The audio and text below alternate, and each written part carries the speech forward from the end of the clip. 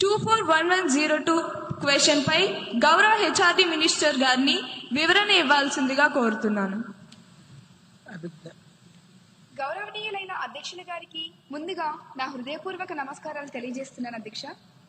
అధ్యక్ష, ప్రతిపాదన నాయకులు అడిగినటువంటి ప్రశ్నలలో మొదటి ప్రశ్న, ఈ విద్యా సంవత్సరంలో విద్యార్థుల మొబైల్ వ్యసనం కేసులు ఎంత నమోదయ్యాయి?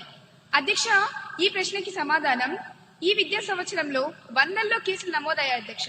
రెండవ ప్రశ్న, మొబైల్ వ్యసనం కోసం ప్రభుత్వం ఏమైనా కౌన్సిలింగ్ లేదా రీహాబ్ సదుపాయాలు అందిస్తున్నదా? అంటే ప్రత్యేక రీహాబ్ అంటూ ఏం లేదు అధ్యక్ష, కాకపోతే ఖచ్చితంగా కౌన్సిలింగ్ అనేది అందిస్తున్నది అధ్యక్ష. మూడవ ప్రశ్న, ప్రత్యేక రీహాబ్ సెంటర్లు లేకపోతే డిజిటల్ డి అడిక్షన్ సెంటర్లు ఏర్పాటు చేయాలనే యోచన ఉందా అధ్యక్ష? ఖచ్చితంగా ఉంది అధ్యక్ష, మాకు అటువంటి ఆలోచన ఉంది. ప్రస్తుతం ప్రభుత్వం పరిశీలిస్తుంది అధ్యక్ష. పైలట్ సెంటర్లు ప్రతిపాదనలో ఉన్నాయి అధ్యక్ష. ధన్యవాదాలు అధ్యక్ష.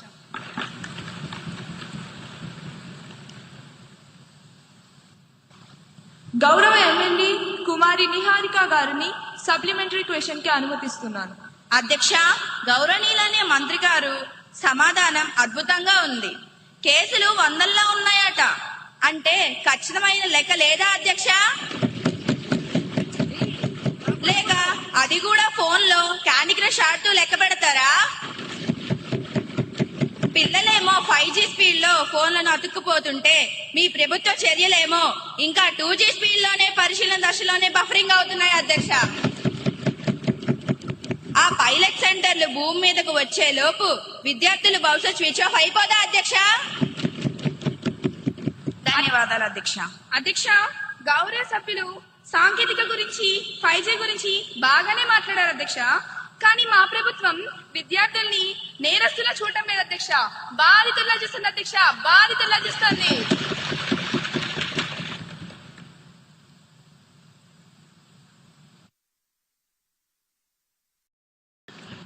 అసలు లెక్కలేవి 100లో అంటే సమాధానమైన అధ్యక్ష. దాట వేయకండి. పైలట్ సెంటర్లు ఎప్పుడు వస్తాయి? డేట్ చెప్పమనండి అధ్యక్ష. చెప్పండి. Silence silence. సభ్యులందరూ సభా గౌరవాన్ని కాపాడాలని కోరుతున్నాను. అధ్యక్ష, బాగా వినమనండి అధ్యక్ష. పిల్లల చేతిలో ఫోన్ ఉంటే అది మొబైల్ వ్యసనం అంటారు. దాన్ని సరిచేయొచ్చు, కౌన్సిలింగ్ ఇస్తున్నాం. కానీ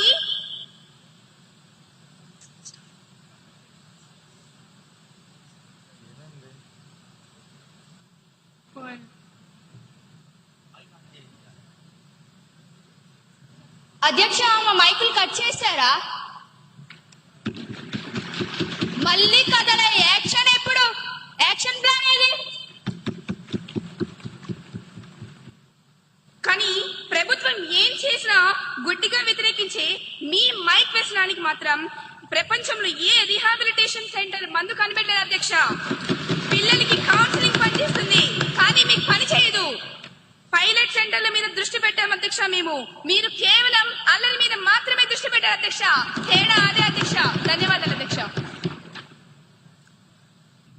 241103 క్వశ్చన్ పై గౌరవ హెచ్ఆర్డి మినిస్టర్ గారిని స్పందించవలసిందిగా కోరుతున్నాను. గౌరవనీయులైన అధ్యక్ష గారికి నా హృదయపూర్వక నమస్కారాలు. అధ్యక్ష, ప్రతిపక్ష నాయకులు అడిగినటువంటి ప్రశ్నలలో మొదటి ప్రశ్న, విద్యార్థులు స్కూల్ బ్యాగ్ బరువుకు అనుమతించబడిన ప్రమాణం ఏమిటి? అధ్యక్ష, దానికి నా సమాధానం, ఎన్సీఈఆర్టీ మార్గదర్శకాల ప్రకారం బ్యాగుల తేలికగా ఉంచాలని సూచన ఉంది అధ్యక్ష. రెండవ ప్రశ్న, బ్యాగ్లెస్ డేస్ సంఖ్యను పెంచే ప్రస్తావన ప్రభుత్వానికి ఉన్నదా? అధ్యక్ష, లేదు అధ్యక్ష. బ్యాగ్లెస్ డేస్ పెంపు ప్రతిపాదన అనేది లేదు అధ్యక్ష. మూడవ ప్రశ్న, బ్యాగ్లెస్ డేస్ అమలులో ప్రభుత్వం తీసుకున్న చర్యలు ఏమిటి? దానికి నా సమాధానం, సెమిస్టర్ వారి పుస్తకాలు ప్రారంభించాం అధ్యక్ష. ప్రతి శనివారం బ్యాగ్లెస్ డేగా అమలు చేశాం అధ్యక్ష. ధన్యవాదాలు అధ్యక్ష. గౌరవ ఎమ్మెల్యే లక్ష్మీ నరసింహ గారిని సప్లిమెంటరీ క్వశ్చన్ కి అనుమతిస్తున్నాను.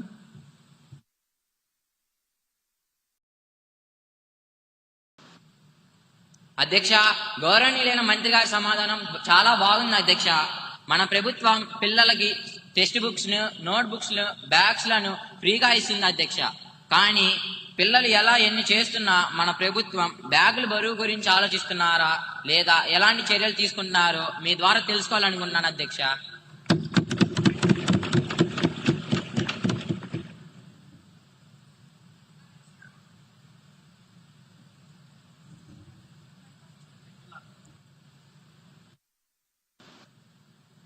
అధ్యక్ష, గౌరవ సభ్యులారా, మేము సెమిస్టర్ విధానం తెచ్చాం, సెమిస్టర్ సిస్టమ్ ను తెచ్చాం. అంటే సగం పుస్తకాలే ఉంటాయి అధ్యక్ష. కానీ చివర నో బ్యాక్ డే కూడా తెచ్చాం అధ్యక్ష. ధన్యవాదాలు అధ్యక్ష.